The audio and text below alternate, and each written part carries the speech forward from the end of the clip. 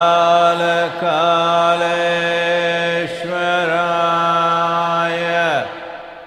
शिव शिव सर्वेश्वराय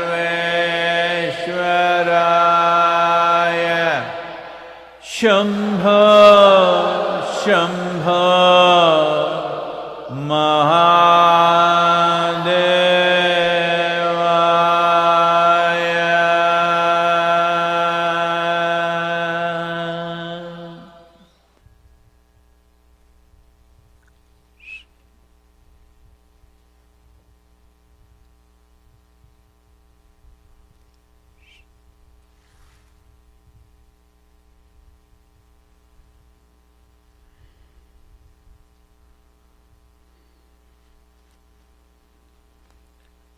जय जय जय महादेव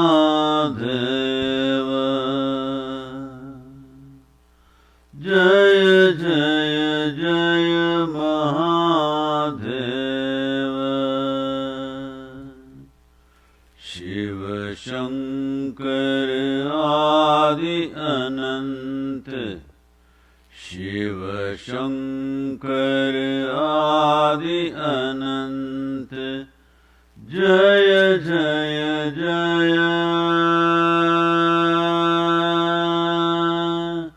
जय जय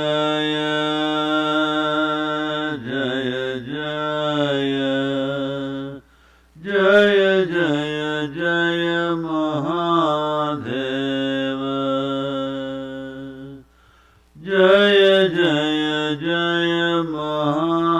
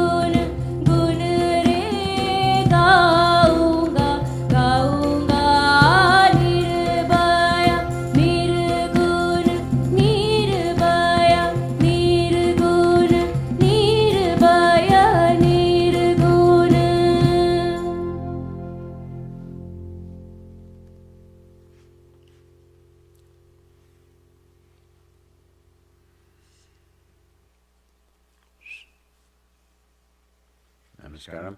Namaskaram to all of you, wherever you are.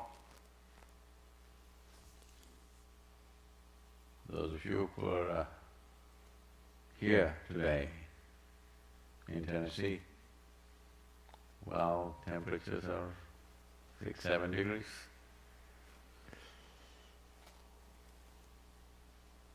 Many of you brought children, please take care.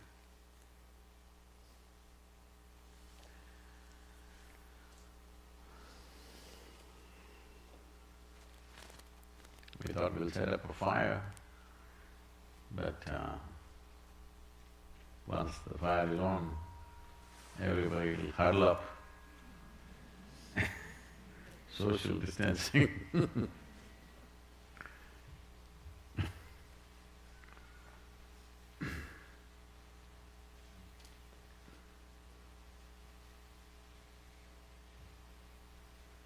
Cold as things.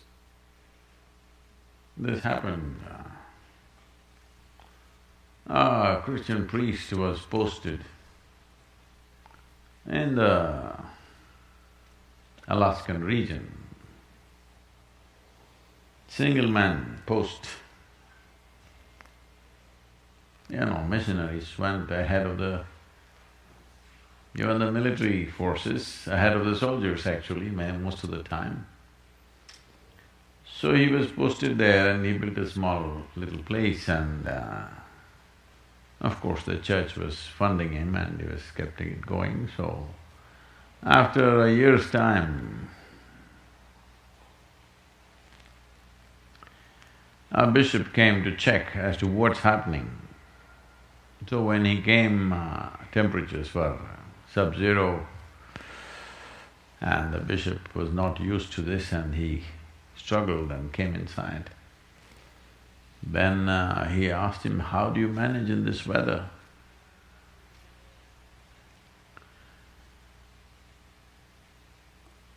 He said, "I just hang on to the rosary and it gets me through." Oh, that's wonderful of you, what a pious priest you are. It's rare to find someone like you, fantastic, but I'm not able to bear it. This cold is just killing me. He said, let me give you some whiskey. No, it's allowed. So, then he raised his voice and said, "Rosary, get some whiskey." A young Alaskan woman came with a whiskey bottle.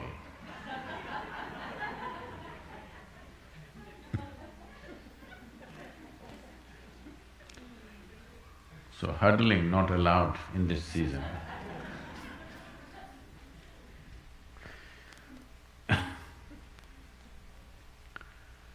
Well, unfortunately, the infections in America is kind of a bit out of control. Last week, some of the days, the deaths are over 2,200 per day. Some scientists are saying we are just rounding into a calamity. Hope it's not so, but it could be so. Europe, pretty bad, but looks like the numbers indicating on the way to recovery. India definitely on the way of recovery except a couple of cities. Vaccines. Well, as you know, 2 companies in America have come up with their vaccine. The Russians have come up with their Sputnik. And India has come out with 2 different types of vaccines. But I want all of you to understand, vaccine definitely has its possibilities, but it also has its intrinsic limitations. I've been talking to some of the medical people and they say the efficacy of the vaccine within you may be on for up to 2.5 to 3 months. I don't believe any nation will manage to vaccinate their entire population in 2.5 months' time, especially in United States, because the vaccines that one other company has produced for you need to be stored and transported at minus 70 degrees Celsius. Well, how much facility is there in this world, even in this country, which can be managed at minus 70 degrees Celsius? All of you know, there's very, very little. To create that facility, to transport everything at minus 70 degrees for it to be effective is going to be a massive challenge. The Russian vaccine, they are claiming it's at a little higher temperature, which would be okay in winters of Russia. Probably you can transport it on a motorcycle.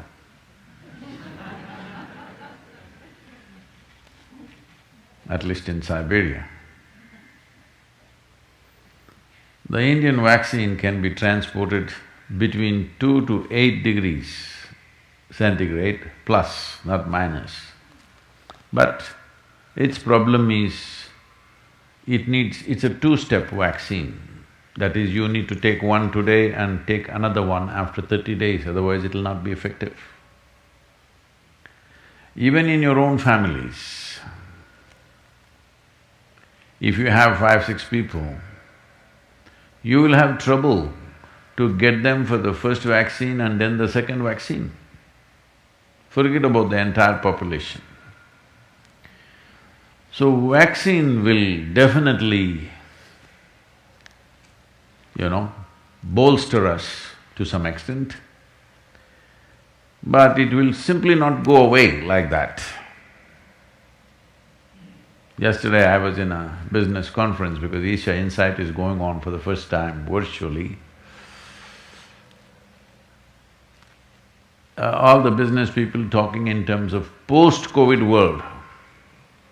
So I told them there is no post-COVID world, because there never was a post-tuberculosis world, post-pneumonia world, post-anything for that matter, because it could recur somewhere and once again rage across the world. So in many ways, we have to contain it. Social control, individual control over what we do is a significant part of this. Vaccine can be a big boost in that direction, but not an absolute solution.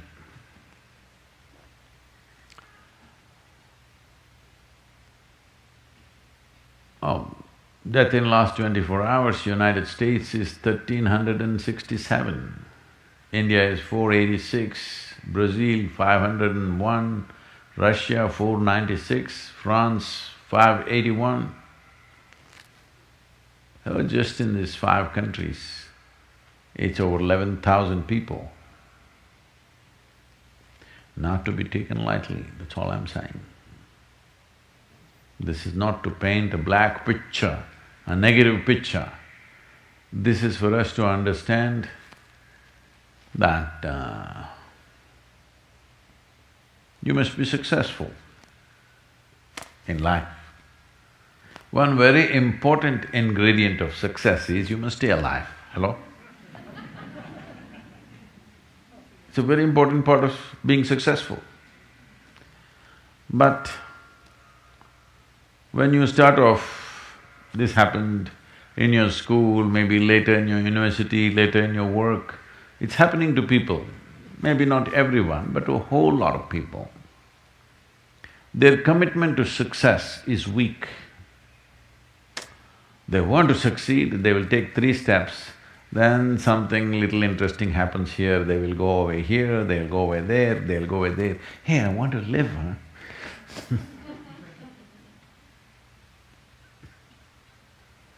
Their commitment to success is weak.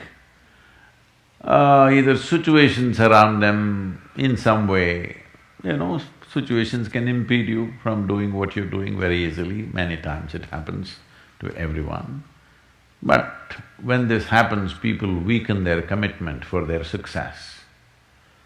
Maybe physically, they'll feel little weak, they will weaken their commitment to success. Maybe their emotions slosh around a little bit, they will weaken their commitment to success. This is very important right now. However long it takes, this virus, you must come out of this successfully. That means you must stay alive, that's an important part. And commitment to staying alive should not be slackened, no matter what happened. Somebody very dear to us passed away, all the more important we must live. People around us are all sick, all the more important we are healthy to take care of the people around us. So our commitment to success should not weaken because there is social drama going on, or physiological drama or psychological drama, whatever happens, your commitment to success should not weaken. That is what gets you across so many lines in our life, so many barriers in our life. So, what does success look like? What does it take? You must understand, those who made any significant achievements in their life, they did not, I don't want to take any personal examples of anybody, I'm trying to avoid obvious things that are coming to my mind. Well, I know family and friends who always have their breakfast on time. And after breakfast, of course, they must have coffee. After coffee, of course, they must light up a cigarette and sit there nicely because they're trying to become peaceful.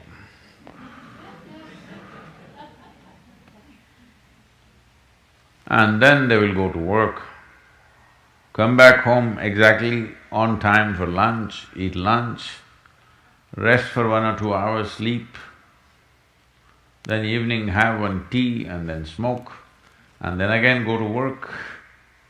And 8 o'clock, 8:30, they're back home for dinner and then maybe other things, drink and this and that and whatever.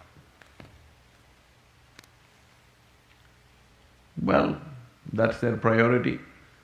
It's fine, I'm not complaining, it should not be that way.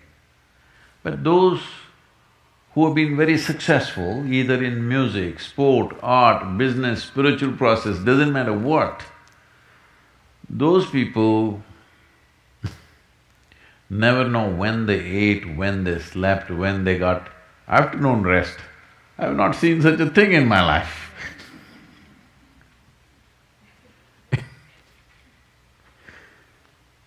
So, those who are committed to being successful with whatever they are doing, one important aspect of their life is they're not settling down wherever it's a bit comfortable. Because comfort will happen when they lower you to in the grave, very comfortable you are, Have you seen how comfortable they are? Once they're dead, if you throw them there also they're comfortable, if you lower them they're comfortable, even if you burn them. Right? Yes or no? Comfort will come. Right now, it's about ensuring that there is profoundness of experience and there is impactfulness of activity. Because If they had given you a limitless amount of time, you could do all those things, nothing wrong, I'm not against them. But they gave you such little time with such tremendous potential of being human, that's the problem. If creation had made you like an earthworm, I'm not saying there's anything wrong with an earthworm, it is just that it's a unipolar potential, it can only do that much. An earthworm is not thinking of climbing a tree because it knows it'll be picked up by the birds, it never has such aspirations. It just wants to recycle the earth. You know, it is beneficial to so many other lives, including us, but its objective is very clear, to eat and to reproduce and to die. Very clear objectives. That purpose to fulfill, he strives. I don't think he sleeps in the afternoon. I don't think so, because many afternoons I've seen earthworms, they were all vigorously active.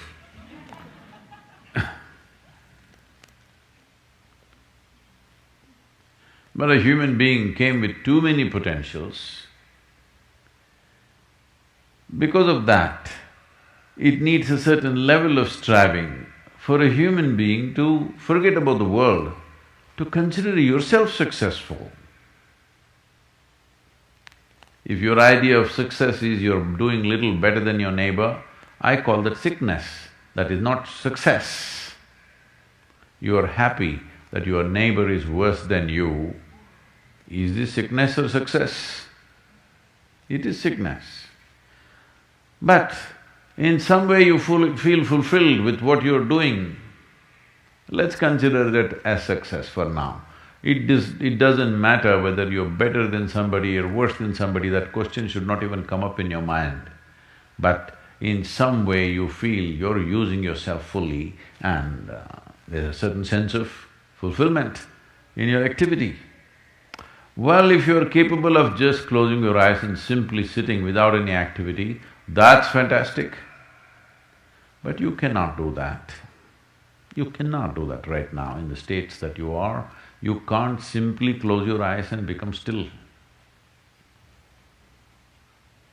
Instead of being busy, you will become preoccupied. That doesn't mean you're improving, that means you're regressing in some way. The problem about this success is people always making judgments, I did this, I did that, maybe this didn't work, maybe this is a mistake, that's a mistake. There's no such thing in life. See, at one time you were a monkey, all right? This is not me, this is that Englishman, you know? Charles Darwin said, you were all monkeys. At one time you were a monkey, just a brief while ago. Was it a mistake that you committed, that you were a monkey? Or was it just a certain stage of evolution? Hello? Was it a mistake or was it just a certain stage of evolution? Similarly, since you were born, because as a human being you are born largely unformed, unlike other creatures. Other creatures, if they are just… their food is taken care of, they know what to do with their life.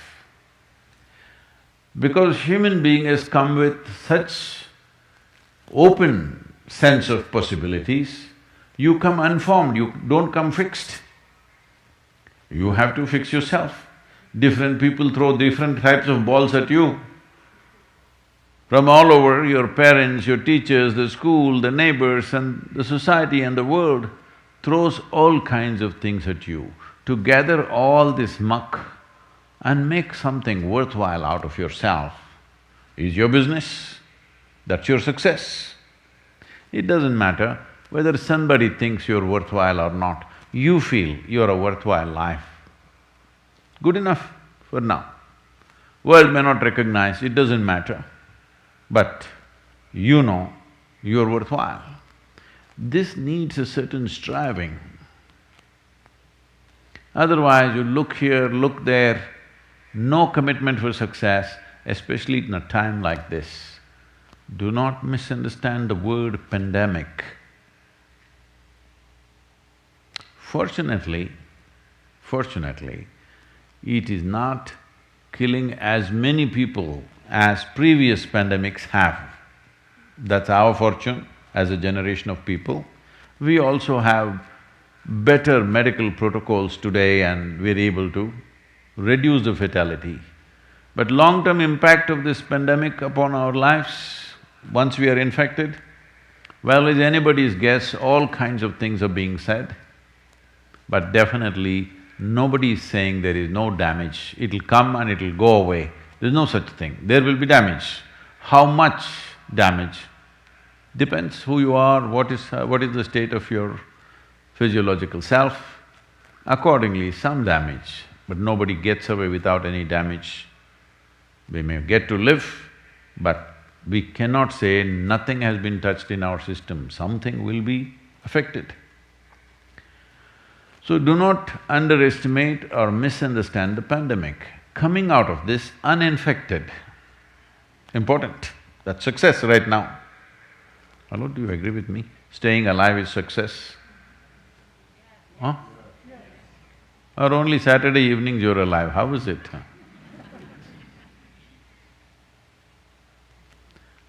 Today Sunday morning, usually people are dead, at least the young people are dead on Sunday morning. They were alive on Saturday evening. They will wake up Monday noon time. This happened. There was a karate master in Japan and he had a disciple. One day, this disciple seeks an appointment with the karate master and then asks, why does my ability not improve? Why am I not able to do this as you do? Why am I not able to punch or kick as you do? You're over 70 years of age, I'm 22, but still I can't kick like you or punch like you. Why my ability is not going up? Then the karate master asks, have you seen the feathers of the gull, the seagull, when it is going into the sunset? Have you seen the fire at the tip of the feathers? He said, yes, master, I have seen. Then he asked, have you seen that golden line upon the peaks of the mountain when the sun rises? Yes, master, I have seen that also. Have you seen the shimmer of light on the ocean when the sun is high up? Yes, master, I have noticed that phenomena also. Have you seen the moon reflecting itself in the pond? Yes, master, definitely I have seen that also. Then he said, that is the problem. Stop watching all this shit and go and train.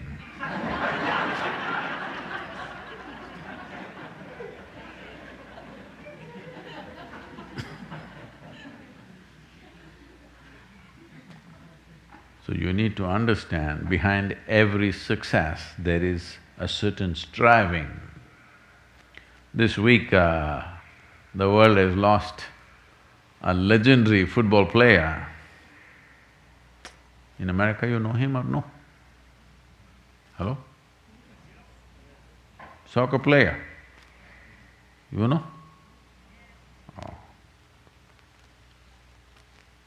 Oh.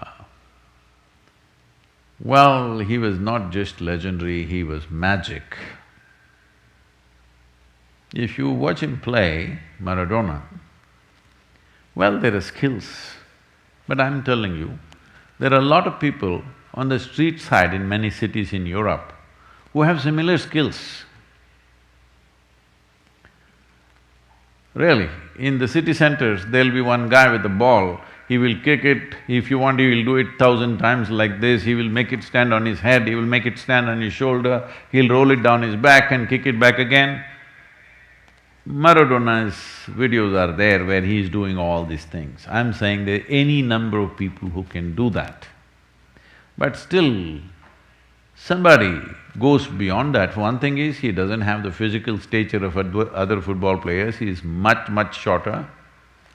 But one thing you will see is, when he's on the ball, he's just on the ball, nothing else. It doesn't matter, you see this guy falling down but he's on the ball, you make him do whatever, he's on the ball.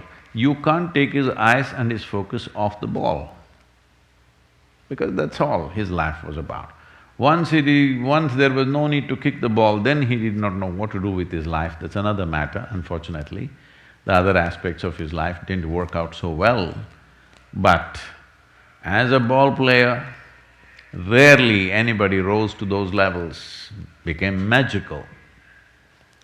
Why I'm saying this is, that's how focused you should be on your success. Success does not just mean money, success does not just mean professional stuff. Success means as a life, you're successful. Through this pandemic, success can be more simply defined. That is, you're alive, you stayed alive and you're healthy, that is success. Please be focused on the ball. If you go here and there, well, life need not be very kind to you. It's very, very important. Because as time passes, people will become slack. This is what is happening. When it came the first wave, people got a little tight and they understood they need to do this. After 3 months, oh hell with it, what will happen? Nothing happened, see, he didn't die, she didn't die. So what is the problem? Let me go and die. If you're volunteering for that, it's up to you. You know, I like volunteers. But that's not what life is for. Life is not for throwing it away, unless you have such a cause that you're willing to wear your life out for it. Otherwise, simply throwing it away is just an irresponsible… It's out of laziness, it's out of lethargy, it's out of lack of focus that these things are happening. But of course, you will weave a philosophy about it. Oh, what is there? We are born one day, we'll die one day, what about it? This is not coming from any great wisdom, this is coming from lethargy and, lack of focus. This is a good time. If you did not have it all your life, this is a good time to earn that focus. That I want you to watch some of the… you just watch Maradona playing, just see the way he's on the ball. Skills are there are any number of people with skills, but not everybody will get as far as he did. But hand or foot, it doesn't matter, focused on the ball.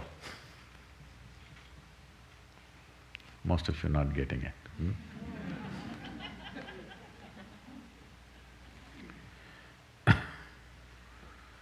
So, if there is something like post-COVID world, if there is such a thing, you must be around to celebrate. We are going to throw a big party. Hello? Will you be there? Yes. Only few people are saying yes, what happened to the others? When the virus is over, I'm going to throw a massive party, will you be there? Yes. Good, that's success. Be focused on that. Just get an RSVP for the party, dates we'll announce later. Yes. I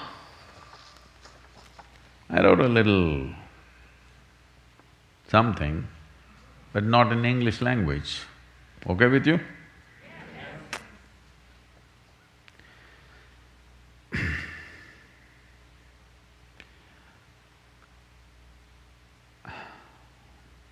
It's called Thai ಮಣ್ಣು. ಕಾಲ್ ಕೆಳಗೆ ಮಣ್ಣಾದೆ, ಮೇಲೆದ್ದು ಮರವಾದೆ,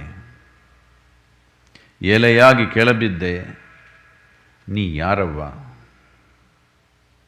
ಬೆಲೆಯಾಗಿ ಮೇಲ್ ಬಂದೆ, ತಿನುಸಾಗಿ ಜೀವ ಕೊಟ್ಟೆ, ಬದುಕಿದರೂ ಸತ್ತರೂ ನೀನೇ ಆಶ್ರಯ, ನೀ ಯಾರವ್ವ? ನೀರಾಗಿ ಬಂದೆ, ಹಾಲಾಗಿ ಬಂದೆ, ಜೇನಾಗಿ ಬಂದೆ, ನೀ ಯಾರವ್ವ? ಉಂಡರೆ ಮಣ್ಣು, ಉಸಿರಿದ್ದರೆ ಮಣ್ಣು, ಸತ್ತರೆ ಮಣ್ಣು, ನನ್ನ ತಾಯೇ, ನೀ ಯಾರವ್ವ? Well, should I translate this for you?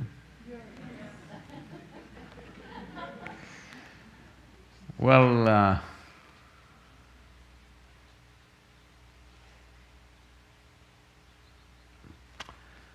under my feet,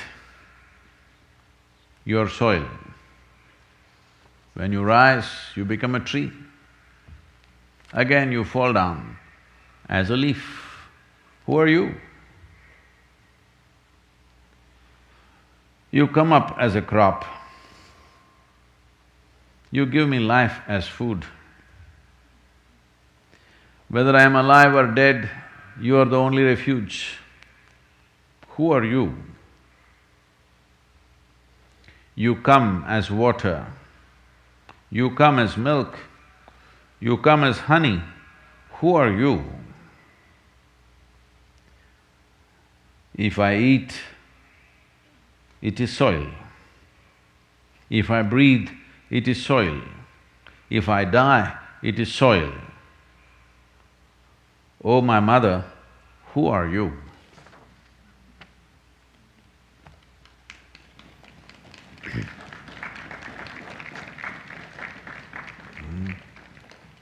I heard there are questions.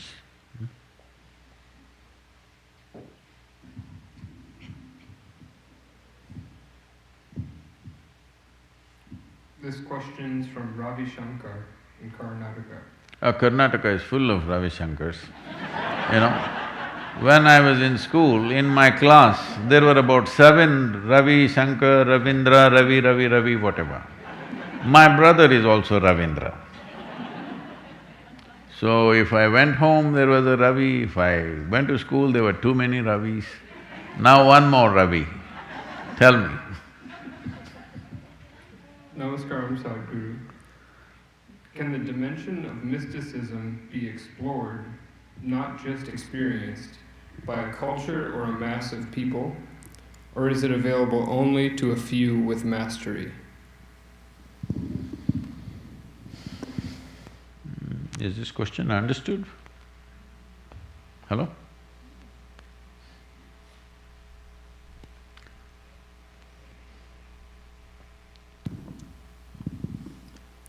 Can the dimension of mysticism be explored, not just experienced, by a culture or a mass of people, or is it available only to a few with mastery?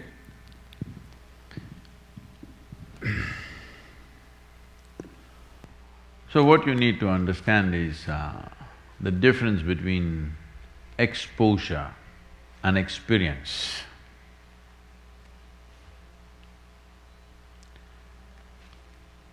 Are you exposing yourself to the virus? Or are you experiencing it right now? Two different things. See, we can't talk about anything without bringing in the virus these days. Exposure means you get to see it, you get to smell it, you don't get to eat it. It's like a cake in a glass case.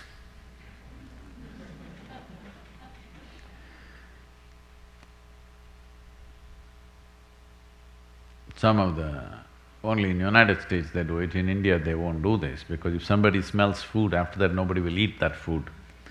Here, if you say, is this good, the salesperson eager to sell will bring it out and say, just say, it's really nice. You should never ask, have you eaten it? Because he or she has not eaten it, but by smell, you are supposed to make out. So exposure is one thing, experience is another thing. Mastery is another dimension altogether.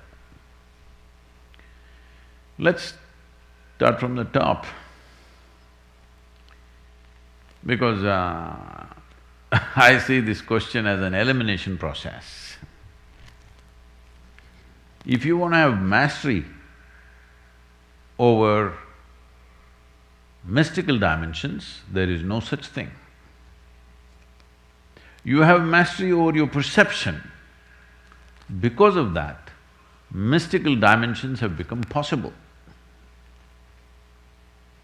So the mastery is not over mystical dimensions, you have mastery over your perception.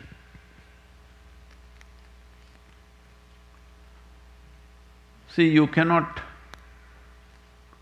master the sunlight, for example, even physical things.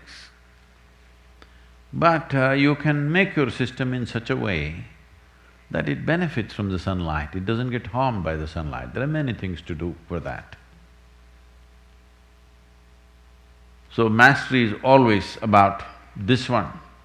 Because you have mastery over this, you may get to do certain things. We were just talking about a football player. The mastery is over his own skills. The mastery is not over the ball. The ball doesn't listen to anybody, you must know this. That is the beauty of a ball. It doesn't listen to anybody's nonsense. If you're good, it is good. If you're not good, it's not good. It's as simple as that. Life is like a ball. If you're good at it, it'll work well for you, it'll go where you want. If you're not good at it will go all over the place. So you cannot have mastery over life or death, but you can have mastery over this. Because of that, you transcend these processes. So you access dimensions which are considered mystical. How do you define what is mystical? Mysticism means just this.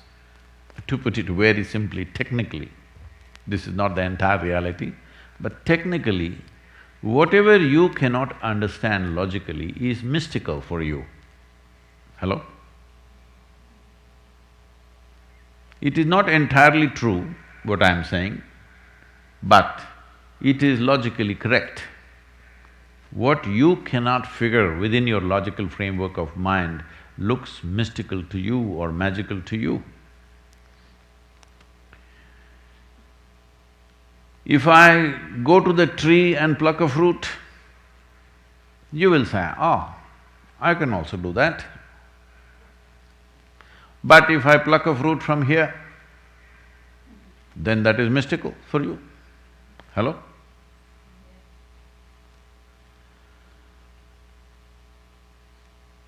We will eliminate the word miracles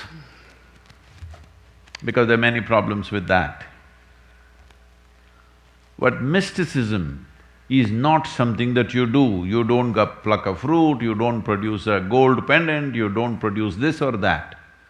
A phenomena which is already there, you experience. If possible, if there is a conducive atmosphere, you make others also experience. So mysticism is not about performing miracles. Mysticism is a profound experience, a profound exploration of the phenomena of life, and that phenomena which is not perceivable by five sense organs. That means you cannot see, you cannot hear, you cannot taste, you cannot smell, you cannot touch. Because of this, it's become mystical. If you could see it or hear it or smell it or touch it or taste it, you would know what is its nature. But because the five sense organs are not able to touch it, because the phenomena is beyond physical nature, Because of that, it's become mystical. So experiencing it will take a certain level of committed atmosphere, certain level of preparation, and certain trust, because you will have to… Suppose I want to walk you across a tightrope, then you need a certain amount of trust. If I stand beneath and say, don't worry, in case you fall, though you are 100 kilograms, I will hold you. You must trust. Oh, how can Sadhguru hold me? Then you will have to fall, bounce back and go back onto the rope. I'm saying it becomes cumbersome and nearly impossible because you cannot make somebody walk into a space that they do not know. Either they must have absolute trust or they should have a mad sense of courage, insanity they need, otherwise they cannot. But exposure is a different matter. We can expose people to mystical dimensions. We can introduce them in the way they understand. We can set up situations where there is a possibility of a little bit of fuzzy logic, but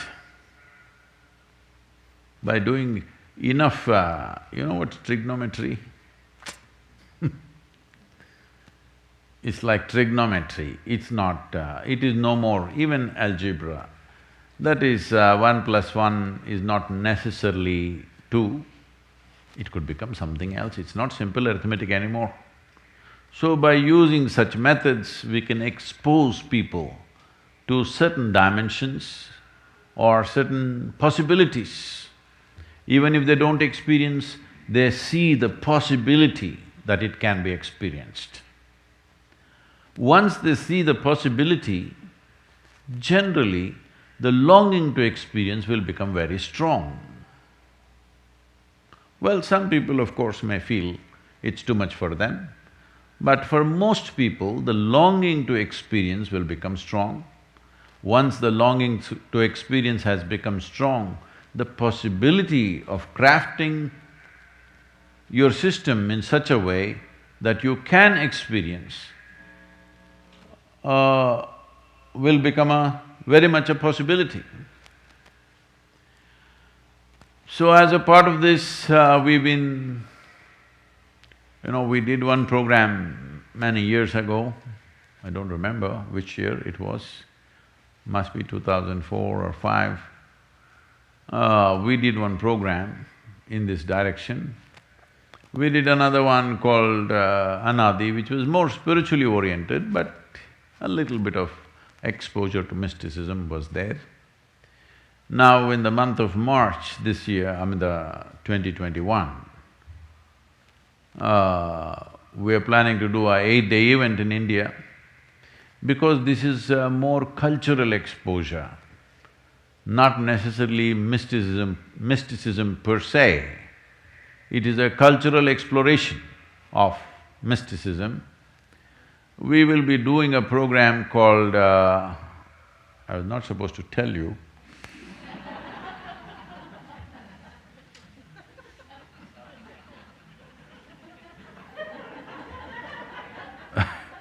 They were supposed to make this program by invite only. But now this question has come, so we will be doing a program called Shiva, the ultimate mystic. An exploration and little exposure to that dimension. It is a culturally rich program, it's a one-time program, we cannot repeat those programs because it's an elaborate cultural arrangement with lots of music, art, theatre, everything mixed up. And it costs a lot to prepare the yoga center for this because last time, the last special event that we did like this was Mahabharat. When we did Mahabharat, everybody in the ashram were dressed like that period. The food was from that period. All the decor from that time, that is 6,000 years ago.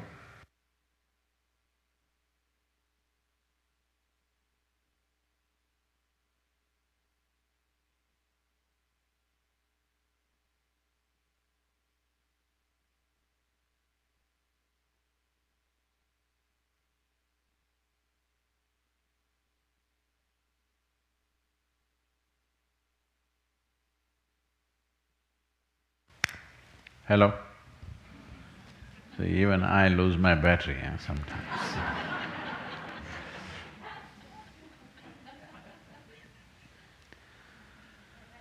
So from food to decor to clothing, everything was from that time and the entire ashram was prepared for this.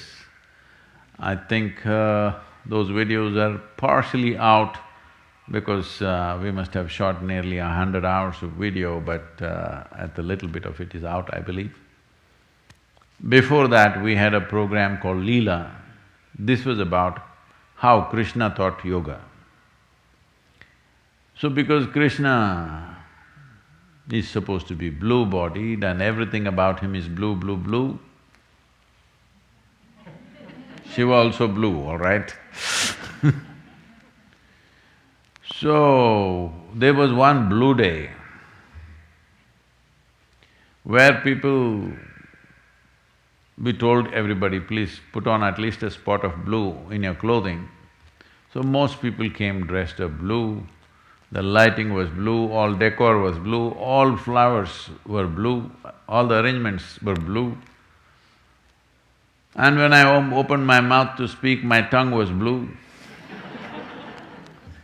When they sat for lunch, the rice was blue color, everything blue. Then they were overwhelmed by this and they came out and there was blue smoke coming out of the mountain. So I said, I'm just trying to tell you that this is the extent of elaborateness that we go to when we do these special programs. Only three we have done till now, Vaibhav Shiva, Leela and Mahabharat. This is the fourth one. This is called as Shiva, the ultimate mystic. This is not that you are going to become a mystic, but some exposure to know that something exists like this, something beyond the framework of our logical minds, something beyond the sense of physicality that we have about this world, beyond this, how creation is, an exposure to this. Well, considering the virus situations, only 250 people will be taken into this program. I'm very sorry about that, but that is a requirement, otherwise we cannot conduct the program itself. So it'll be very culturally rich with music, dance, theatre, variety of things happening, all with social distancing. So, we want this program to be absolutely safe so that the numbers… because of that, the numbers are limited and well, it's a kind of an adventure because taking people through not mysticism per se, but even to expose them to something which doesn't fit into the framework of their psychological stuff or even physiological stuff. Because physical framework and mental framework are the only two things which is not allowing you to experience what's beyond this.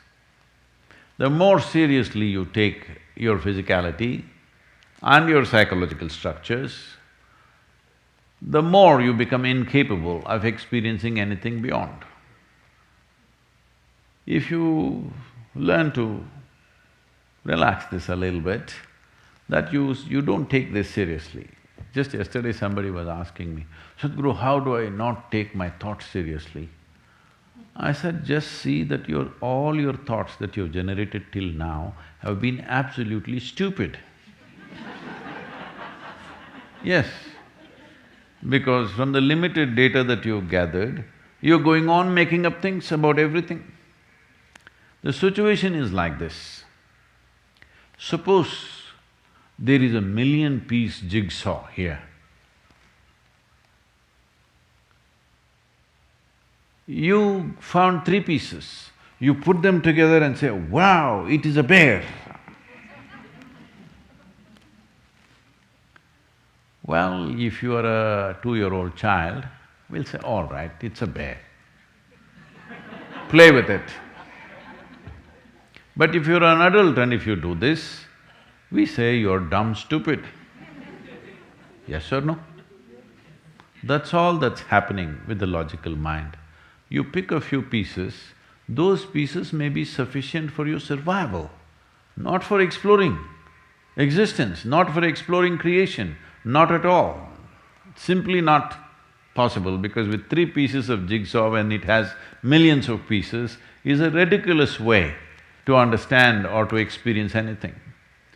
These pieces that you have gathered are good for you to earn a living, manage your stuff around you, it's fine. But if you just gather these trinkets and you think they're everything, you'll only end up with that, a warehouse of things. Yes, most people don't have a home, they have a warehouse. Hello? Many of you living in a warehouse, isn't it? Because there is enough things there for 50 people, though there are only 3 people in the house.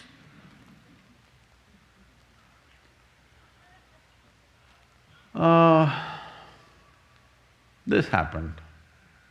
There was a Zen master whose name was Ryokan. He was living in a small little hut with bare minimum stuff. One day a thief entered his little hut. He was sleeping and the thief was slowly trying to find something, but it's an empty place. He looked this corner, it's dark, in this corner, that corner, he's looking, feeling his way out to pick up something, nothing. Then this Zen master woke up, sat up and said, I'm so sorry, there is nothing here for you to take. The only thing that I have is this old pair of clothes that I'm wearing. You take this. It's cold outside, you take this extra clothing. And he took off his clothing and gave it to him and sat there naked. The thief did not understand what this is, but first thing you've been caught. The next thing is you're being given a gift, and the gift is some clothes that he was wearing. Just not able to figure out, this is a mystical situation, you know. Because in the mindset of a thief, he cannot understand how can somebody give away the last possession of his life.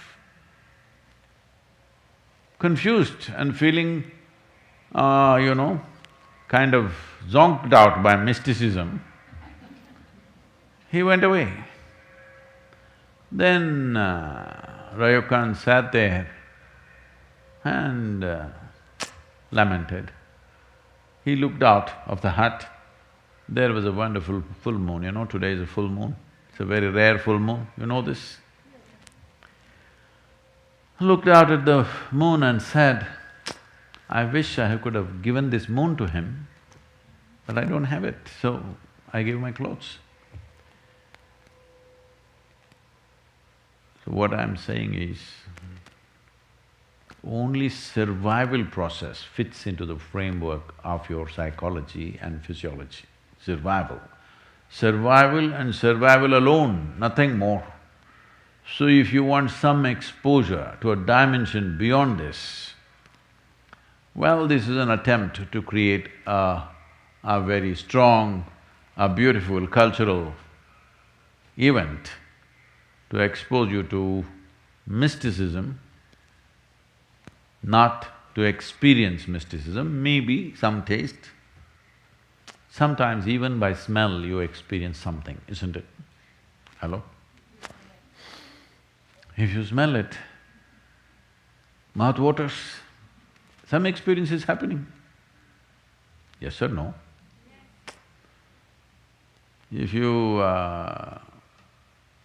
now I can't make out who is you. If you happen to be Indian, behind the mosque, then if you just think of raw mango, chili and salt, right here in the December month, it will water, mouth will water. Already mouth watering. Please, when you want to spit it out, remove the mask and do it, okay? Because it can happen. It's become so much a part of you. This happened to farmer Jack in Tennessee. The old farmer, over 80 years of age, but still very strong and healthy man, always been hardworking. So his grandchildren decided they must take him to a doctor for a medical checkup, and he had never been for a medical checkup, he didn't know what it is. So they took him for a medical checkup, the doctor examined him, all different aspects of examination, everything he did, and said, "You are strong as an ox. Really, there's no problem with you.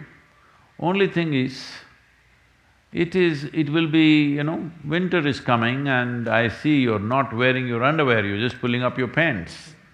It will be more healthy to wear underwear, and it will be much warmer also for you in this stage of your life, and it is also clean to do that. There is cleanliness, there is warmth, and health will come out of this." So the grandchildren bought him underwears that he had never worn all his life. So he wore the underwear, and then he was ploughing the field, he was on the tractor, and then he felt like relieving himself.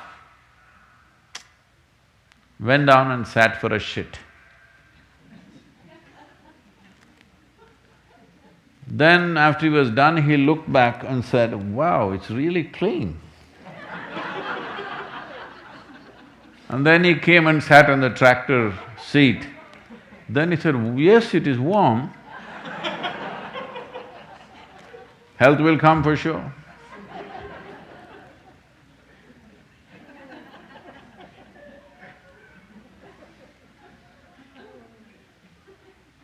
Are you too cold, or can we handle one more question? Huh? You feeling warm?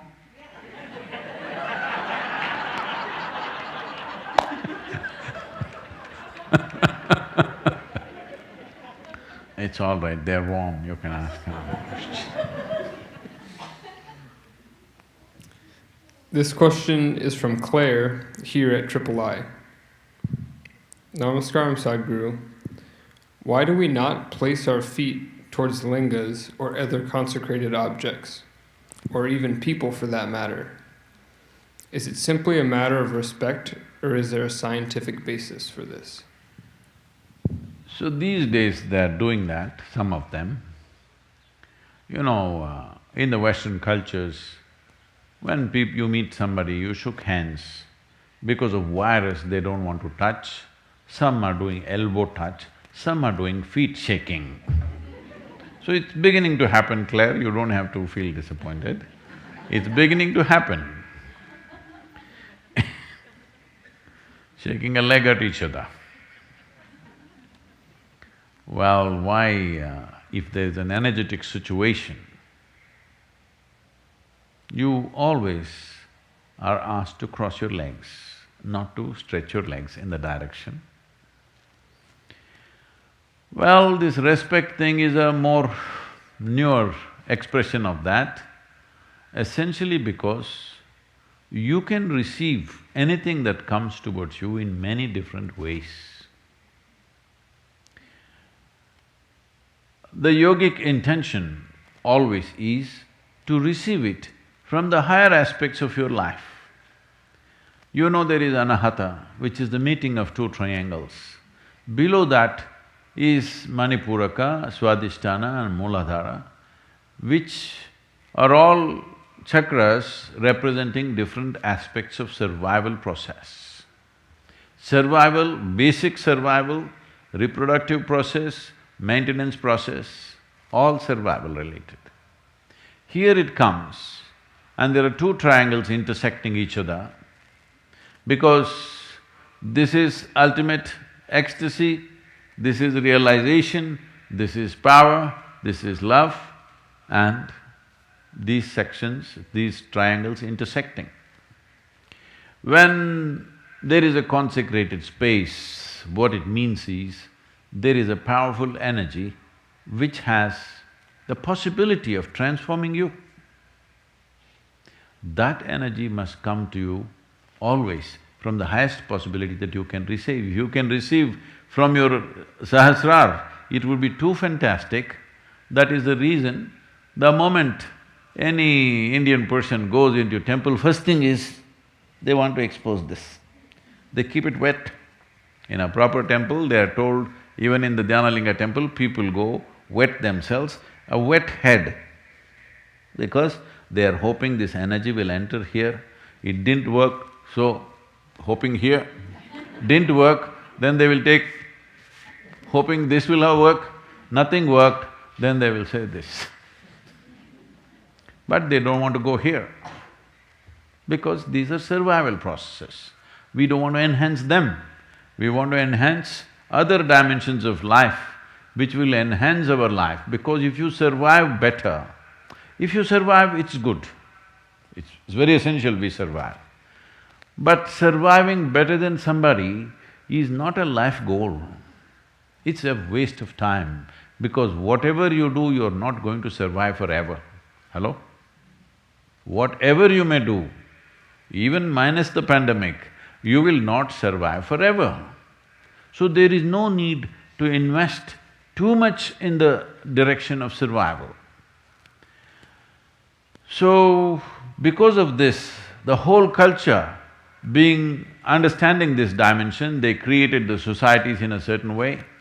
Well, today what you find is a whole distorted version of that, but fundamentally it is still there, that when you go to any consecrated space, you're like this, because you wanted to enter here, you want to become blissful, ecstatic. Doesn't work, at least peacefulness and realization, balance and free from all kinds of poisons that are there in the world should not enter you. So essentially you want the upper part of your body, above anahata, to be exposed to this. You don't want to sit with your legs open like this in front of a consecrated space, because that will attract a totally different kind of energy towards you, and that will work for you in a completely different way, which is not necessarily beneficial to you, it could be detrimental to you in many different ways.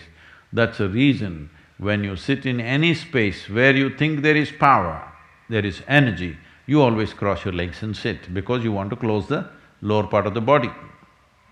If you do this, you know in some way you are close to people, isn't it?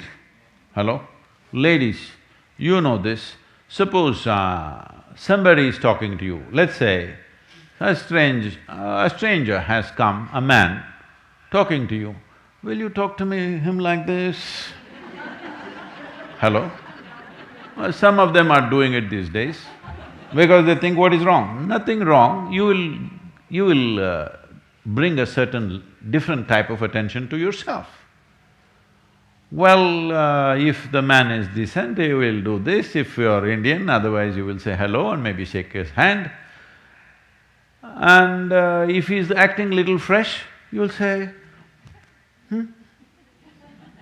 yes or no? Because you know, you may not know intellectually, but instinctively you know what kind of postures bring what kind of attention to you, isn't it? Hello? Whatever culture you have grown up in, instinctively you always know, because it happens in the body. It's not that we make up in the mind, certain things happen in the body. So certain cultures have very consciously evolved these postures that if you want to do this is how you must sit. It's very, very important. Even food, I'm telling you, even in ashram, it's not possible because most people can't bend their legs except in the morning. when we crack it. I'm telling you, if you sit in front of food, one advantage you have is there is a table between you and the lower parts of your body. But if you sit with food but with legs open, like many people are standing and eating, if you stand and eat, there are many negativities to this, because you must understand the longing for food is not just in your mouth. Entire body is longing for it. Entire body. Well, people will say, oh, there is nothing scientific about it, is my navel longing for food, is my genitals longing for food? Yes, it is.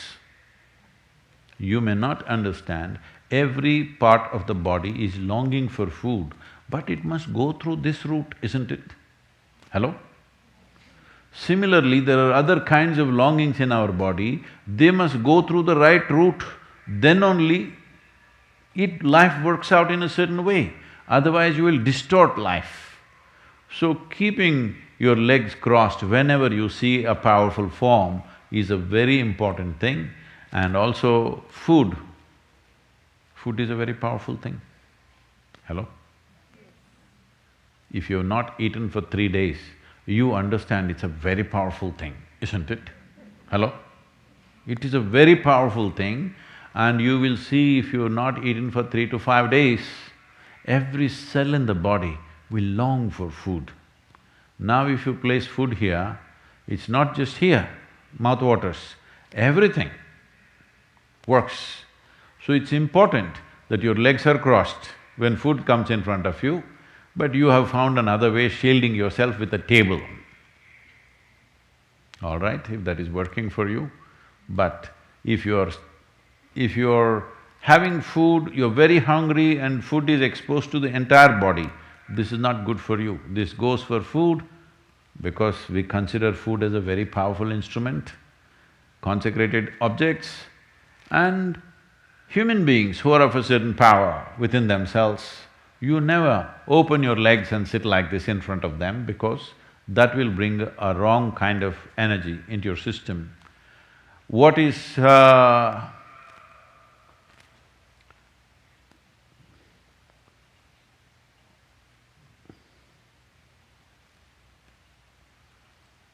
I'm asking you, is it good to shit? Hello, I'm asking you a question. Yes. But it must come out of a certain part of your body.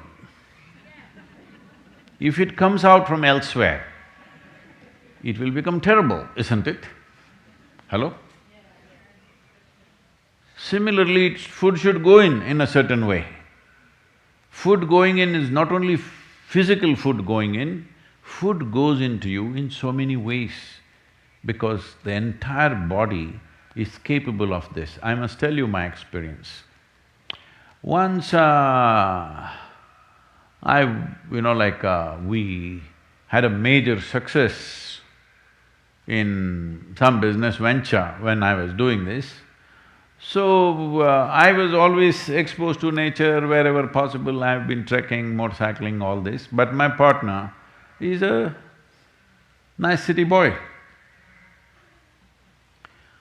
So we decided that we will go to a place where there was a reservoir, like a dam, and there's a big lake, and there are small, reasonable-sized hills. We went there and we were all swimming. After swimming, I was still in my swimming trunks. I thought, let me climb the hill. It was summer months, pretty dry. So I went up the hill. Now sometimes I wonder, these days wherever I go, somebody's carrying a bottle of water. At that time, I rode through the day and night. I never had a water bottle with me. We just managed just like that. So I went up the hill. As I went in the summer heat, bare-bodied, I was sweating heavily, but I have a problem of turning back halfway. So I want to go all up, all the way up and then come down. I went up, and as I was beginning to come down, I started feeling that I was suffocating with my tongue kind of bloating up.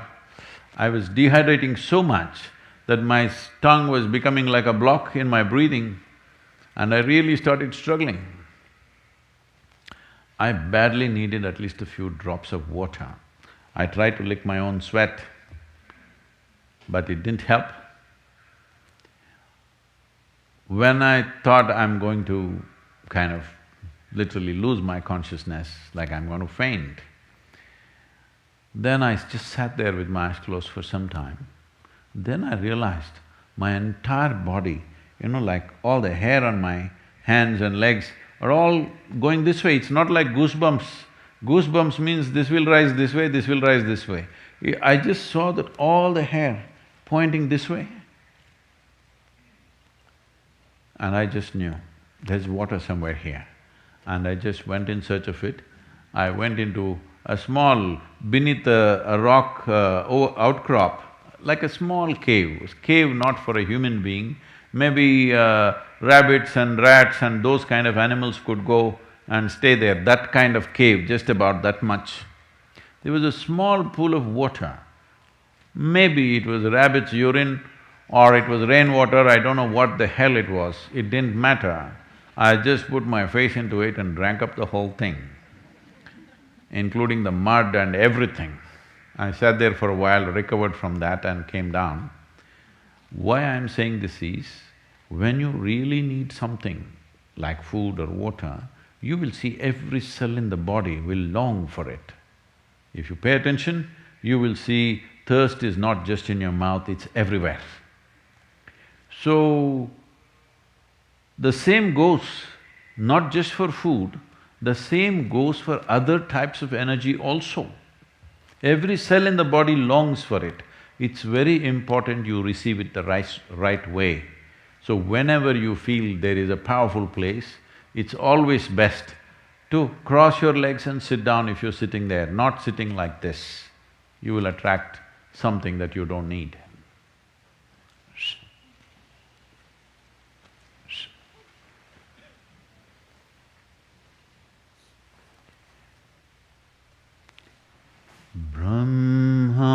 Brahmananda Swarupa Isha Jagadisha Akilananda Swarupa Isha Mahesha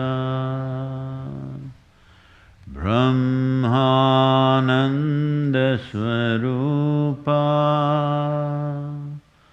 Isha Jagadisha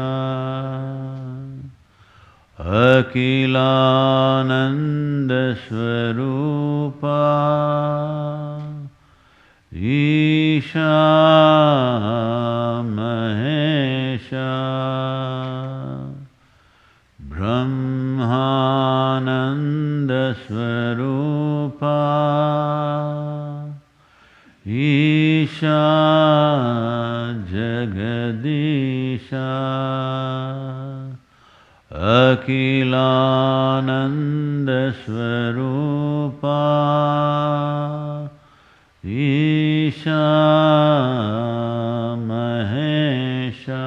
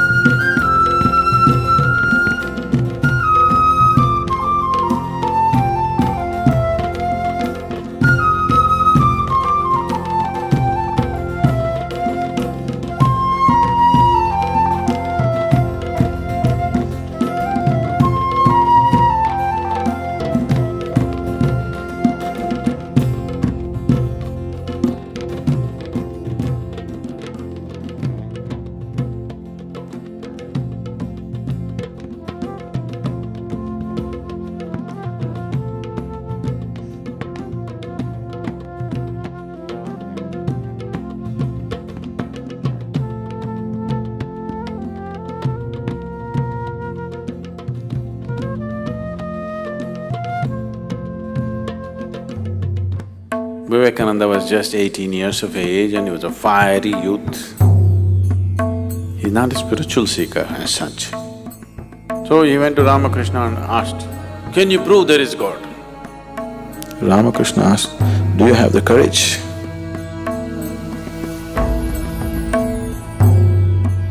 He saw something that he had never imagined in his life. And then the madness caught him. He set fire to a lot of people. Vivekananda was the first yogi who came to United States of America.